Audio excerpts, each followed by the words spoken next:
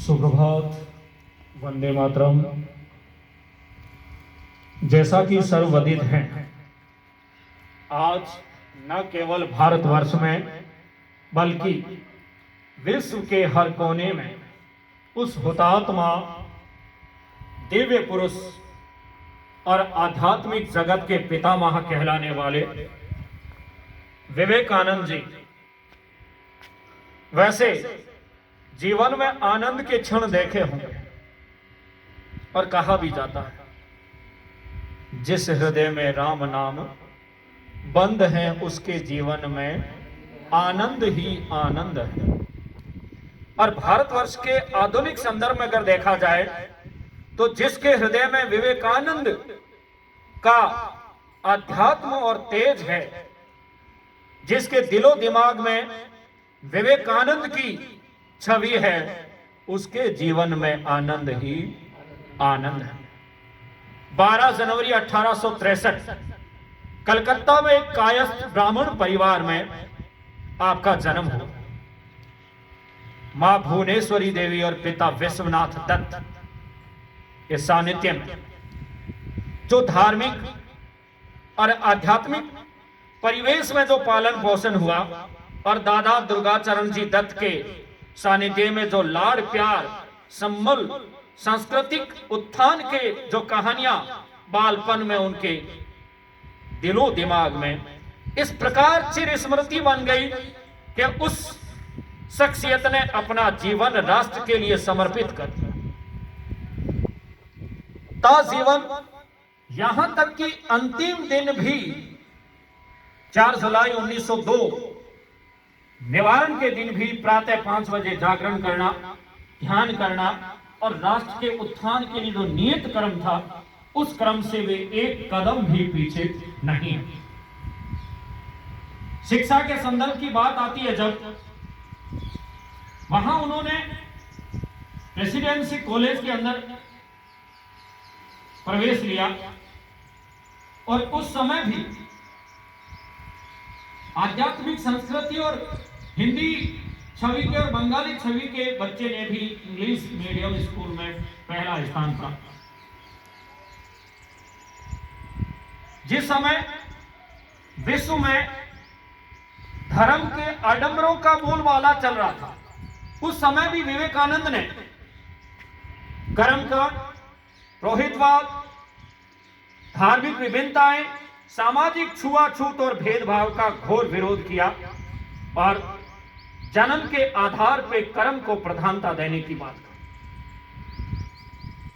राष्ट्र के लिए जब युवाओं की जरूरत, आजादी के प्रसंग में अगर देखें, प्रारंभिक दौर में उन्होंने युवाओं को आध्यात्मिक बौद्धिक चिंतन के माध्यम से आगे बढ़ने की प्रेरणा दी, लेकिन बाद में जब लगा कि नहीं, संघर्ष के बिना आजादी संभव नहीं है, तब उन्होंने युवाओं से संघर्ष और हथियार उठाने के लिए भी बात की।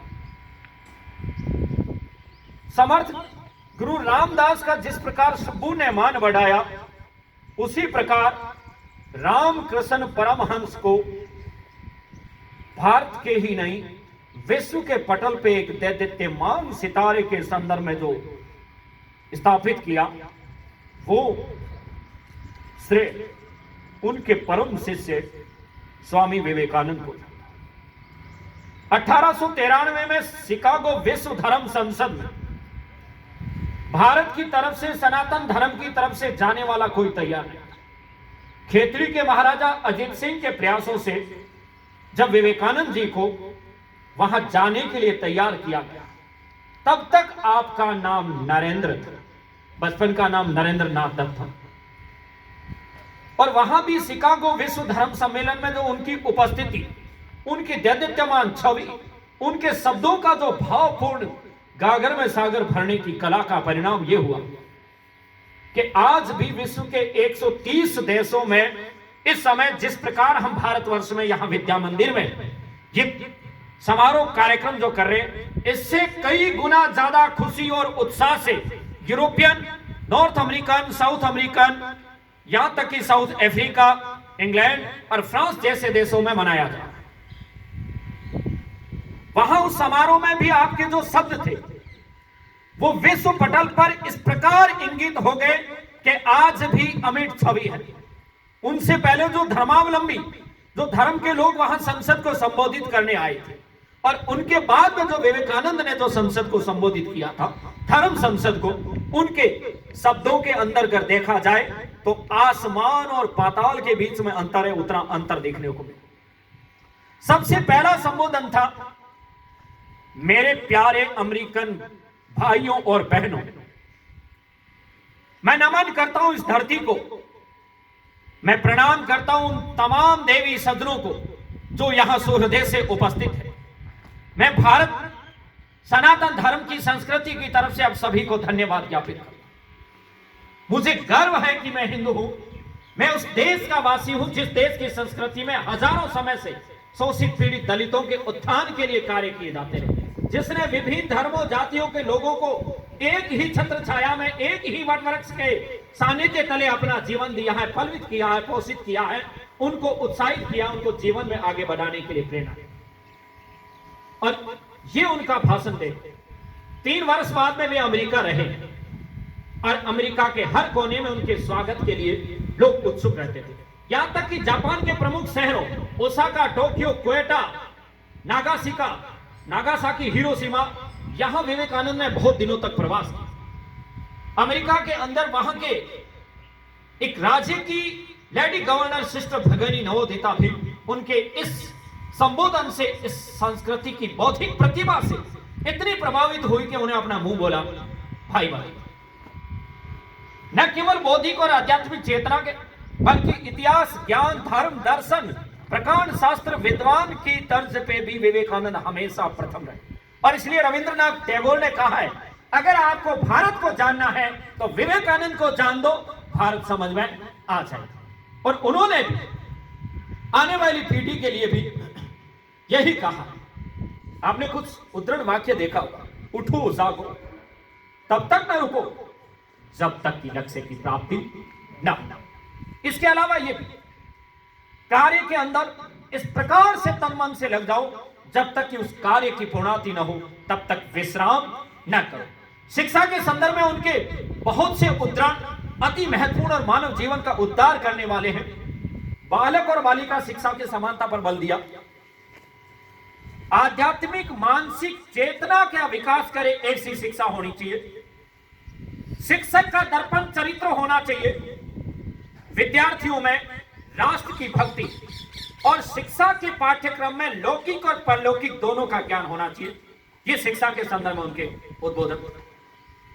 और इसी वजह से विवेकानंद को भारतवर्ष में, अब भारतवर्ष से मेरा अभिप्राय प्राचीन जो अखंड Bharat, Bali, Borneo, Java, Sumatra, Indonesia, Iraq, Iran, Nepal, Bhutan, Bangladesh, Afghanistan, Pakistan, Malaya, Singapore, Brahmadesh, ये सारा, इस पूरे भारतवर्ष के संदर्भ में आज भी विवेकानंद युवा लोगों के आदर्श हैं। और उसी आदर्श पर बैठकर हमारे देश ने विश्व में सांस्कृतिक ज्ञान में, धरोहर में विश्व गुरु का दर्जा पाया।